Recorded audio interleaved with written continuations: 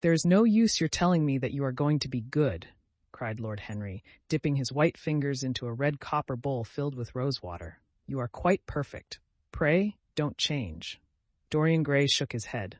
"No, Harry, I have done too many dreadful things in my life. I am not going to do any more. I began my good actions yesterday." "Where were you yesterday?" "In the country, Harry. I was staying at a little inn by myself." "My dear boy," said Lord Henry, smiling, "anybody can be good in the country. There are no temptations there. That is the reason why people who live out of town are so absolutely uncivilized. Civilization is not by any means an easy thing to attain to. There are only two ways by which man can reach it. One is by being cultured, the other by being corrupt. Country people have no opportunity of being either, so they stagnate." "Culture and corruption," echoed Dorian. "I have known something of both. It seems terrible to me now that they should ever be found together. For I have a new ideal, Harry. I am going to alter. I think I have altered." "You have not yet told me what your good action was. Or did you say you had done more than one?" asked his companion as he spilled into his plate a little crimson pyramid of seeded strawberries and, through a perforated shell-shaped spoon, snowed white sugar upon them. "I can tell you, Harry. It is not a story I could tell to anyone else. I spared somebody. It sounds vain, but you understand what I mean. She was quite beautiful and wonderfully like Sybil Vane. I think it was that which first attracted me to her. You remember Sybil, don't you? How long ago that seems.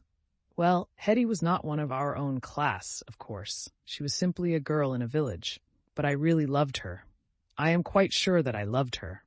All during this wonderful May that we have been having, I used to run down and see her 2 or 3 times a week. Yesterday she met me in a little orchard. The apple blossoms kept tumbling down on her hair, and she was laughing. We were to have gone away together this morning at dawn. Suddenly I determined to leave her as flower-like as I had found her." "I should think the novelty of the emotion must have given you a thrill of real pleasure, Dorian," interrupted Lord Henry. "But I can finish your idyll for you. You gave her good advice and broke her heart. That was the beginning of your reformation." "Harry, you are horrible. You mustn't say these dreadful things. Hetty's heart is not broken. Of course, she cried and all that, but there is no disgrace upon her. She can live, like Perdita, in her garden of mint and marigold." "And weep over a faithless Florizel," said Lord Henry, laughing, as he leaned back in his chair. "My dear Dorian, you have the most curiously boyish moods. Do you think this girl will ever be really content now with any one of her own rank? I suppose she will be married some day to a rough carter or a grinning plowman. Well, the fact of having met you and loved you will teach her to despise her husband, and she will be wretched. From a moral point of view, I cannot say that I think much of your great renunciation. Even as a beginning, it is poor. Besides, how do you know that Hetty isn't floating at the present moment in some starlit mill pond with lovely water lilies round her, like Ophelia? I can't bear this, Harry. You mock at everything, and then suggest the most serious tragedies. I am sorry I told you now. I don't care what you say to me. I know I was right in acting as I did. Poor Hetty. As I rode past the farm this morning, I saw her white face at the window, like a spray of jasmine. Don't let us talk about it any more, and don't try to persuade me that the first good action I have done for years, the first little bit of self-sacrifice I have ever known, is really a sort of sin. I want to be better. I am going to be better. Tell me something about yourself. What is going on in town? I have not been to the club for days. The people are still discussing poor Basil's disappearance. I should have thought they had got tired of that by this time, said Dorian, pouring himself out some wine and frowning slightly. My dear boy, they have only been talking about it for 6 weeks, and the British public are really not equal to the mental strain of having more than one topic every 3 months. They have been very fortunate lately, however. They have had my own divorce case and Alan Campbell's suicide. Now they have got the mysterious disappearance of an artist. Scotland Yard still insists that the man in the grey ulster who left for Paris by the midnight train on the 9th of November was poor Basil, and the French police declare that Basil never arrived in Paris at all. I suppose in about a fortnight we shall be told that he has been seen in San Francisco. It is an odd thing, but everyone who disappears is said to be seen at San Francisco. It must be a delightful city, and possess all the attractions of the next world. "What do you think has happened to Basil?" asked Dorian, holding up his burgundy against the light and wondering how it was that he could discuss the matter so calmly. "I have not the slightest idea. If Basil chooses to hide himself, it is no business of mine. If he is dead, I don't want to think about him. Death is the only thing that ever terrifies me. I hate it." "Why?" said the younger man wearily. "Because," said Lord Henry, passing beneath his nostrils the gilt trellis of an open vinaigrette box, "one can survive everything, nowadays except that. Death and vulgarity are the only two facts in the 19th century that one cannot explain away. Let us have our coffee in the music room, Dorian. You must play Chopin to me. The man with whom my wife ran away played Chopin exquisitely. Poor Victoria. I was very fond of her. The house is rather lonely without her. Of course, married life is merely a habit, a bad habit. But then one regrets the loss even of one's worst habits. Perhaps one regrets them the most. They are such an essential part of one's personality." Dorian said nothing, but rose from the table and, passing into the next room, sat down to the piano and let his fingers stray across the white and black ivory of the keys. After the coffee had been brought in, he stopped and, looking over at Lord Henry, said, "Harry, did it ever occur to you that Basil was murdered?" Lord Henry yawned. "Basil was very popular and always wore a Waterbury watch. Why should he have been murdered? He was not clever enough to have enemies. Of course, he had a wonderful genius for painting. But a man can paint like Velasquez and yet be as dull as possible. Basil was really rather dull. He only interested me once, and that was when he told me years ago that he had a wild adoration for you and that you were the dominant motive of his art. I was very fond of Basil," said Dorian with a note of sadness in his voice. "But don't people say that he was murdered?" "Oh, some of the papers do. It does not seem to me to be at all probable. I know there are dreadful places in Paris, but Basil was not the sort of man to have gone to them. He had no curiosity. It was his chief defect." "What would you say, Harry, if I told you that I had murdered Basil?" said the younger man. He watched him intently after he had spoken. "I would say, my dear fellow, that you were posing for a character that doesn't suit you. All crime is vulgar, just as all vulgarity is crime. It is not in you, Dorian, to commit a murder. I am sorry if I hurt your vanity by saying so, but I assure you it is true. Crime belongs exclusively to the lower orders. I don't blame them in the smallest degree. I should fancy that crime was to them what art is to us, simply a method of procuring extraordinary sensations." "A method of procuring sensations? Do you think, then, that a man who has once committed a murder could possibly do the same crime again? Don't tell me that." "Oh, anything becomes a pleasure if one does it too often," cried Lord Henry, laughing. "That is one of the most important secrets of life. I should fancy, however, that murder is always a mistake. One should never do anything that one cannot talk about after dinner. But let us pass from poor Basil. I wish I could believe that he had come to such a really romantic end as you suggest, but I can't. I dare say he fell into the Seine off an omnibus and that the conductor hushed up the scandal. Yes, I should fancy that was his end. I see him lying now on his back under those dull green waters, with the heavy barges floating over him and long weeds catching in his hair. Do you know, I don't think he would have done much more good work. During the last 10 years, his painting had gone off very much." Dorian heaved a sigh, and Lord Henry strolled across the room and began to stroke the head of a curious Java parrot, a large, gray-plumaged bird with pink crest and tail, that was balancing itself upon a bamboo perch. As his pointed fingers touched it, it dropped the white scurf of crinkled lids over black glass-like eyes and began to sway backwards and forwards. "Yes," he continued, turning round and taking his handkerchief out of his pocket. "His painting had quite gone off. It seemed to me to have lost something. It had lost an ideal. When you and he ceased to be great friends, he ceased to be a great artist. What was it separated you? I suppose he bored you. If so, he never forgave you. It's a habit bores have. By the way, what has become of that wonderful portrait he did of you? I don't think I have ever seen it since he finished it." "Oh, I remember your telling me years ago that you had sent it down to Selby and that it had got mislaid or stolen on the way. You never got it back? What a pity. It was really a masterpiece. I remember I wanted to buy it. I wish I had now. It belonged to Basil's best period. Since then, his work was that curious mixture of bad painting and good intentions that always entitles a man to be called a representative British artist. Did you advertise for it? You should. I forget, said Dorian. I suppose I did, but I never really liked it. I am sorry I sat for it. The memory of the thing is hateful to me.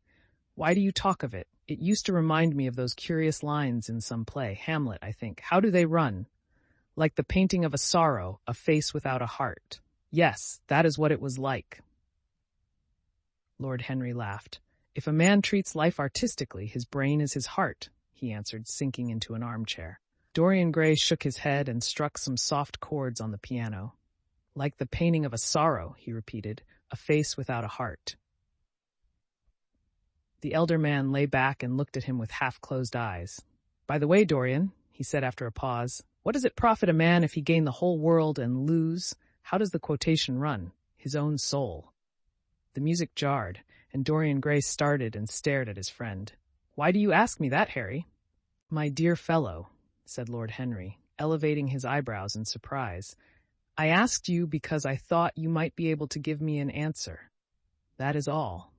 I was going through the park last Sunday, and close by the Marble Arch there stood a little crowd of shabby-looking people listening to some vulgar street preacher. As I passed by, I heard the man yelling out that question to his audience. It struck me as being rather dramatic. London is very rich in curious effects of that kind. A wet Sunday, an uncouth Christian in a mackintosh, a ring of sickly white faces under a broken roof of dripping umbrellas, and a wonderful phrase flung into the air by shrill, hysterical lips. It was really very good in its way, quite a suggestion. I thought of telling the prophet that art had a soul, but that man had not. I am afraid, however, he would not have understood me. Don't, Harry. The soul is a terrible reality. It can be bought and sold and bartered away. It can be poisoned or made perfect. There is a soul in each one of us. I know it. Do you feel quite sure of that, Dorian? Quite sure. Ah, then it must be an illusion. The things one feels absolutely certain about are never true. That is the fatality of faith and the lesson of romance. How grave you are. Don't be so serious. What have you or I to do with the superstitions of our age? No, we have given up our belief in the soul. Play me something. Play me a nocturne, Dorian, and as you play, tell me in a low voice how you have kept your youth. You must have some secret. I am only 10 years older than you are, and I am wrinkled and worn and yellow. You are really wonderful, Dorian. You have never looked more charming than you do tonight. You remind me of the day I saw you first. You were rather cheeky, very shy, and absolutely extraordinary. You have changed, of course, but not in appearance. I wish you would tell me your secret. To get back my youth, I would do anything in the world, except take exercise, get up early, or be respectable. Youth. There is nothing like it. It's absurd to talk of the ignorance of youth. The only people to whose opinions I listen now with any respect are people much younger than myself. They seem in front of me. Life has revealed to them her latest wonder. As for the aged, I always contradict the aged. I do it on principle. If you ask them their opinion on something that happened yesterday, they solemnly give you the opinions current in 1820, when people wore high stocks, believed in everything, and knew absolutely nothing. How lovely that thing you are playing is. I wonder, did Chopin write it at Majorca, with the sea weeping round the villa and the salt spray dashing against the panes? It is marvelously romantic. What a blessing it is that there is one art left to us that is not imitative. Don't stop. I want music tonight. It seems to me that you are the young Apollo and that I am Marsyas listening to you. I have sorrows, Dorian, of my own that even you know nothing of. The tragedy of old age is not that one is old, but that one is young. I am amazed sometimes at my own sincerity. Ah, Dorian, how happy you are. What an exquisite life you have had. You have drunk deeply of everything. You have crushed the grapes against your palate. Nothing has been hidden from you, and it has all been to you no more than the sound of music. It has not marred you. You are still the same. I am not the same, Harry. Yes, you are the same. I wonder what the rest of your life will be. Don't spoil it by renunciations. At present, you are a perfect type. Don't make yourself incomplete. You are quite flawless now. You need not shake your head. You know you are. Besides, Dorian, don't deceive yourself. Life is not governed by will or intention. Life is a question of nerves and fibers and slowly built-up cells in which thought hides itself and passion has its dreams.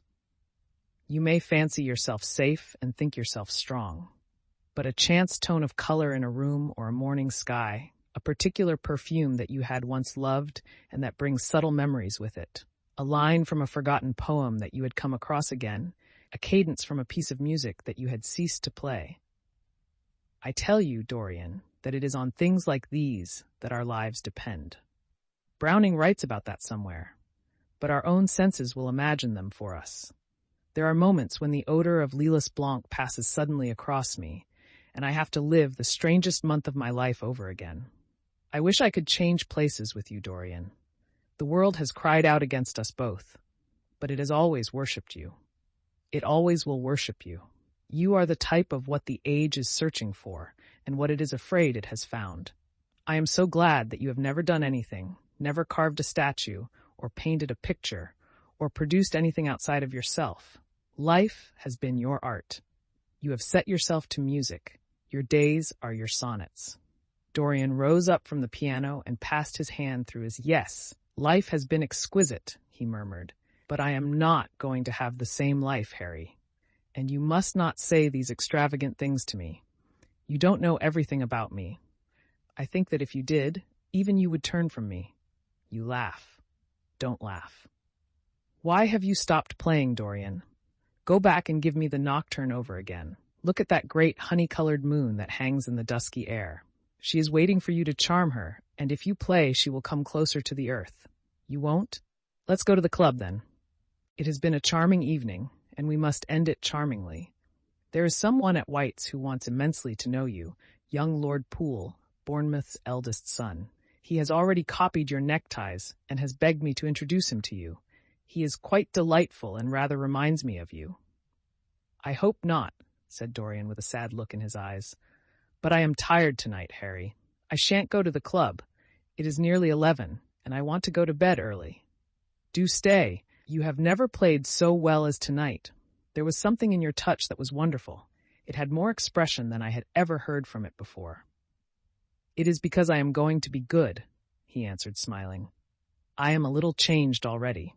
You cannot change to me, Dorian, said Lord Henry. You and I will always be friends. Yet you poisoned me with a book once. I should not forgive that. Harry, promise me that you will never lend that book to anyone. It does harm. My dear boy, you are really beginning to moralize. You will soon be going about like the converted and the revivalist, warning people against all the sins of which you have grown tired. You are much too delightful to do that. Besides, it is no use. You and I are what we are, and will be what we will be. As for being poisoned by a book, there is no such thing as that. Art has no influence upon action. It annihilates the desire to act. It is superbly sterile. The books that the world calls immoral are books that show the world its own shame. That is all. But we won't discuss literature. Come round tomorrow. I am going to ride at 11. We might go together, and I will take you to lunch afterwards with Lady Branksome. She is a charming woman and wants to consult you about some tapestries she is thinking of buying. Mind you come. Or shall we lunch with our little Duchess? She says she never sees you now. Perhaps you are tired of Gladys? I thought you would be. Her clever tongue gets on one's nerves. Well, in any case, be here at 11. Must I really come, Harry? Certainly. The park is quite lovely now. I don't think there have been such lilacs since the year I met you. Very well. I shall be here at 11, said Dorian. Good night, Harry. As he reached the door, he hesitated for a moment, as if he had something more to say. Then he sighed and went out.